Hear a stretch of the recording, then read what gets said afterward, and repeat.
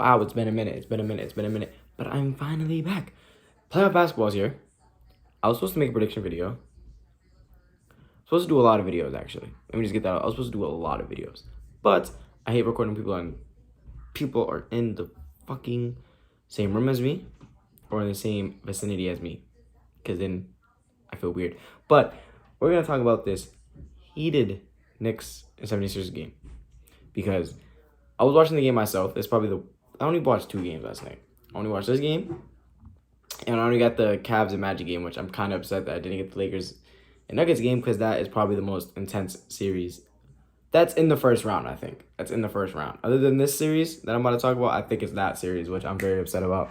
But obviously, we know the controversial at the end of the game, Tyrese Maxey having the ball, Nick Nurse saying he called a timeout, which he did, and they didn't call it for him, which obviously led to Dante DiVincenzo hitting the 3 and obviously cost the 76ers this game, which sucks. It sucks because it really looked like it was the Sixers to lose, and they did that. They really somehow lost this game. I don't know how they lost it because, one, I don't know why, as a seasoned vet that Kyle Lowry is, once you struggle passing in the ball, you should have just called a timeout regardless.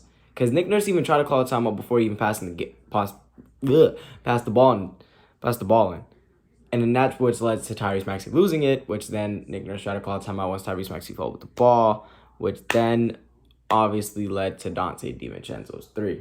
But let's talk about the full game, because, one, I don't think the Knicks should have been in this scenario anyways, looking at this box score, because when I looked at this series, right, I was wondering how the Knicks were gonna start settle down Joel Embiid. How are they gonna settle down Tyrese Maxey? Of course, you have OG on the opposite side, who we all know was gonna match up with Tyrese Maxey. Which, when looking at the box score, obviously you didn't settle these 2 players down. Joel Embiid had 34, Tyrese Maxey had 35. So they obviously combined, if my math is correct, 69 points. But 69 points out of 101, I feel like if my 2 players are combining for that, I have to especially in the playoffs, I have to come out with that win. Because they're probably going to give that to me, at least one of them, almost every game. But both of them, having 30 pieces and having probably one of the best nights that they had in these 2 games. And then also with Jalen Brunson struggles on the opposite side, shooting 7 for 22. Those are games in the playoffs you have to come out and win. You can't come out and lose those type of games because Jalen Brunson isn't going to always shoot this bad from the field, 7 for 27. Obviously, we know he hit those 2 clutch threes at the end of the game, the 2 both in the corner. But other than those 2 shots, Jalen Brunson was really struggling offensively. He really couldn't get anything going. The only thing he had was, I think, the 7 for 9 free throws, which really helped him with the scoring. And then also with this Knicks team coming into this series, I thought we was going to be allowed to sag off Josh Hart. As a 76ers fan, I'm not a 76ers fan, but if I was a 76ers fan, I would say if Josh Hart shooting a shot after what he did in the regular season, shooting 30% from 3, I would, after the first game when I seen him do it, I was like, okay, you can't really get upset at that. You got to live with that sometimes. But the way he's shooting in this series, you can't live with that anymore. You're going to have to start putting a hand up, which then opens up the floor for people to go into the lane. He shot 4 for 7 from 3, 21 points, and 15 rebounds. 21 points, 15 rebounds. Dante DiVincenzo, 19 points, 4 for 8 from 3, 5 from 7 from the field, 5 for 5 from the free throw. You can't really do much about that. The 3 Villanova boys, you can't really do anything that. Dante DiVincenzo plus 11. If you don't know what plus and minus means, it means when they're on the court, that's how much they're outscoring their opponent by. So when those 3 were on the court, they outscored the opponent by a combined of, hold on, gotta do math, 17. Which is obviously not good. I as a 76ers fan, I'd be highly upset over this game. Highly upset. Because even the shot that they got the last minute with Tyrese Maxey coming down full court, full speed to the rim, I wouldn't be upset at it. Isaiah Hartenstein made a good job of recovering. swatting it off the glass, hitting that. But like, I wouldn't be upset at the shot because one, Tyrese Maxey is my second best player, and when Joel Embiid's obviously not there, he's my first. So going to Tyrese Maxey in that moment isn't that bad when we only needed two. We didn't need a three. We only needed two. And with that screen, I'm pretty sure it was Joel Embiid that came and set the screen, if I remember correctly. Joel Embiid came and set the screen, which obviously now opens up Isaiah Hartenstein to come up and having to hedge on that. So he split the D, tried to go up with the left. Isaiah Hartenstein made a great recovery, blocked the shot, and honestly led them to the win because I think if Tyrese Maxey got that shot off, well, he did get it off cleanly, but I don't think if Isaiah Hartenstein blocked it, we might be talking about a 76ers going into Philly 1-1, which is way better than going in 2-0 because now you're in two must-win games. I don't know if you want to go down 3-1 to the Knicks. I don't think you're going to be able to come back from that. But Philly is a tough crowd to win in, as my Celtics would know, but, you know, we spank them every series, so it doesn't really matter. But Philly's a tough place to win in. The Knicks are going to have to go in and at least steal one game if they want a clear shot of winning this. But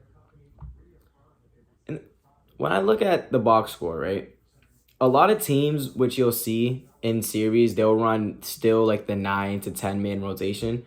And these two teams are both running 8-man rotations, which as a viewer and as a viewer that takes in the game a lot, I love to see this because when playoffs hit, and as a viewer, I feel like once playoffs hit, you shorten that rotation down immediately. You don't wait until later in the year. Later in the playoffs. You just cut it down now so players know what they're going to be playing later in the game. Like Paul Reed off the bench only played 9 minutes, and he was one of those 3. Like, that's not a lot compared to 48 minutes in a game. But the 76ers are going to have to bounce back big this next game.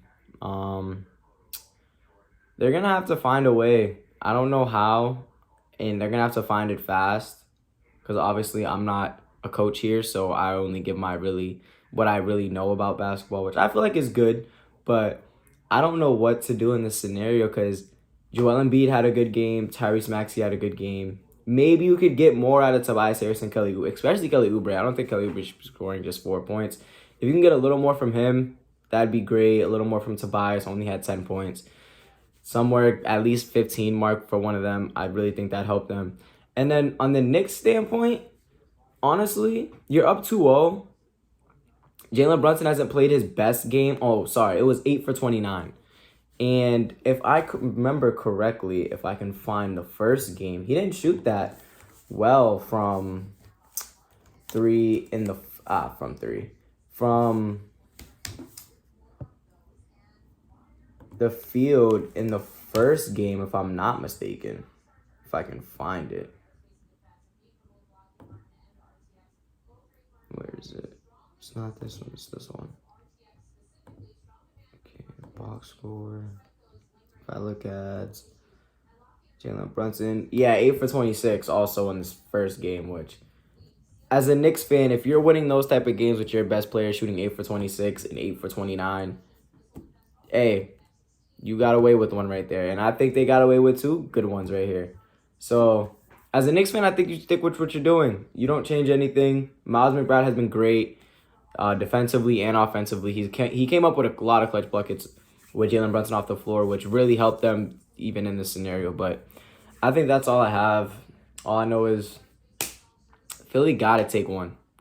Well, obviously, but Knicks got to take one to keep it, to have a clear shot at winning, and Philly got to win both if they want a chance, because I don't think they're coming back from 3-1, but that's it for me. I might drop a Lakers and Nuggets video. I hate doing it off of highlights, but I want to drop another video like today, or I might just do Magic, but who knows. But I'll catch y'all. If y'all see another video, make sure to stay in tuned to that one too. Peace.